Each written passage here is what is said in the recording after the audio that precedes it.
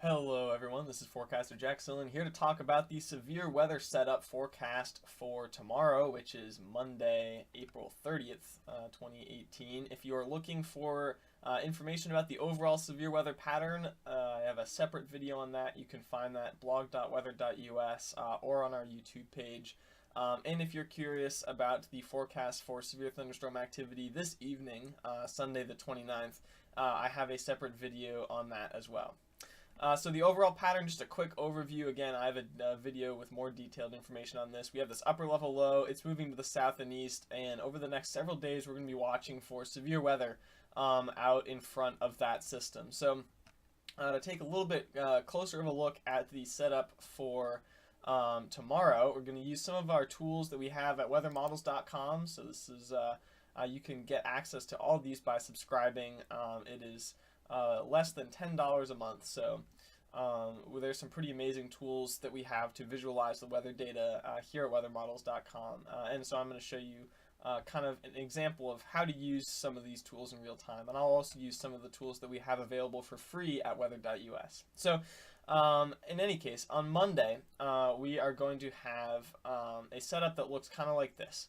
Now this map is the Dewpoints forecast for Monday afternoon. And what we can see is that there's a contrast here between moist air out over the plains, so dew points in the 60s, and very dry air over the desert southwest. And that contrast right in here is known as a dry line, and dry lines are favorable areas for severe weather development. They can help to spark thunderstorm activity, and that's exactly what we're going to see.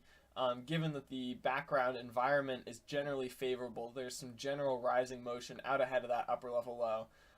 So here's the kind of simulated radar forecast showing some storms developing out along that dry line. So in terms of what types of severe weather threats we are going to expect, we are going to turn to one of our tools at weather.us, which is the severe weather composite from the ECMWF.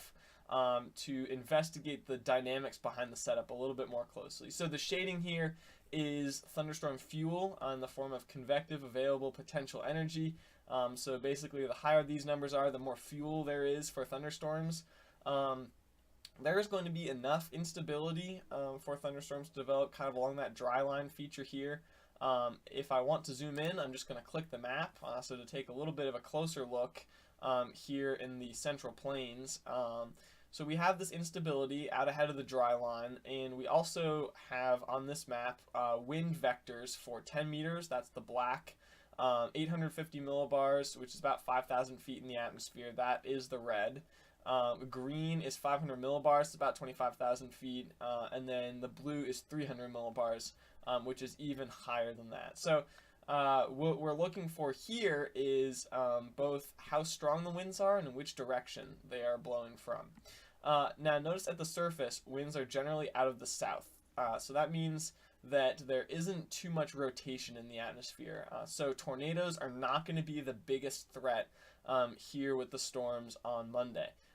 Could I rule out a tornado? No, that you could always have a tornado kind of isolated, but that's not expected to be the main threat. The main threat that we're going to watch for is damaging winds, and I'll show you why in a second.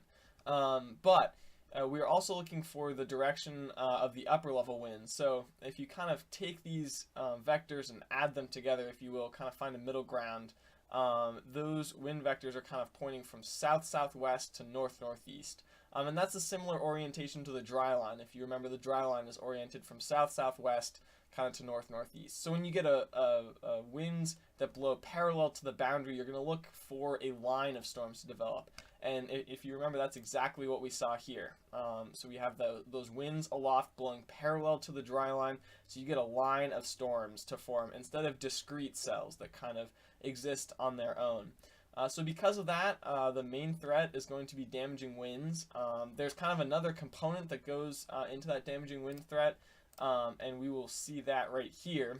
This is the forecast for the relative humidity at about 10,000 feet, and we can see this area of very dry air kind of in the region that we're looking for thunderstorms to develop. Now, why is that dry air important? Well, as warm, moist air gets lifted out of the low levels, off the ground, into the higher parts of the atmosphere, it cools and condenses into water droplets.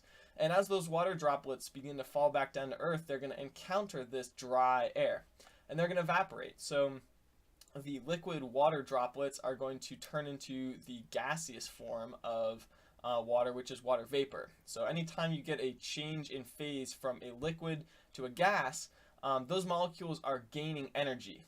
So a molecule in its gaseous phase has more energy than a molecule in its liquid phase. So to get that transition to occur, you need energy from somewhere else. Now, where does that energy come from? It comes from the air surrounding the water droplets. So what you have is energy that's coming from the air into the water droplets to get them to turn into their gaseous phase. And as that process occurs, the air around it loses energy as that energy is getting transferred into the water.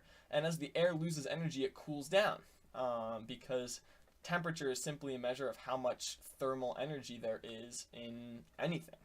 And as the air cools down, it becomes denser and heavier, and then it starts to sink towards the Earth. And once it gets to the ground level, it has plenty of downward momentum, and once that pocket of cold air hits the ground, it can't go down anymore, so it spreads out. And that spreading out of the air, that cold pocket of rain-cooled air, can generate some very strong wind gusts. So in addition to the line of storms, which generally favors gusty winds, we also have this mid-level dry air, which is going to add an additional element of damaging wind threat. Storms will also be capable of producing some hail, again, due to those cooling processes that I just talked about, due to that dry air. So damaging winds, the biggest threat. Hail also possible. Of course, can't rule out a tornado, but that does not appear to be the most substantial threat at the moment. If we go back to our kind of future radar, this is a general look at how storms might evolve. Don't take this as a literal interpretation. It's just more of a general idea. So here we are, 6 in the afternoon Eastern, 6 in the evening Eastern time, so that's 5 p.m. Central. We have some storms developing here across parts of Nebraska and Kansas, organizing into a line as we move later into the evening. We could also see some storms farther to the south in Texas, although it'll be a little bit harder for those to get going because it's farther away from the upper level low, so there's going to be less general upward motion in that area. But if storms do get going, again, they pose a damaging wind threat as well as the potential for some hail. And of course, all storms, severe or not, do pack dangerous lightning. So even if a storm doesn't have severe winds or hail or tornadoes, definitely watch out for the lightning threat as well. Storms will move east and weaken overnight into early Tuesday morning. And then we will be looking for more severe weather to develop. Again, some of these same areas, Tuesday and Wednesday. I'll have more information on the threats for those days as we move into the beginning part of the week and those setups become a little bit clearer. In any case, thanks for watching and have a good day.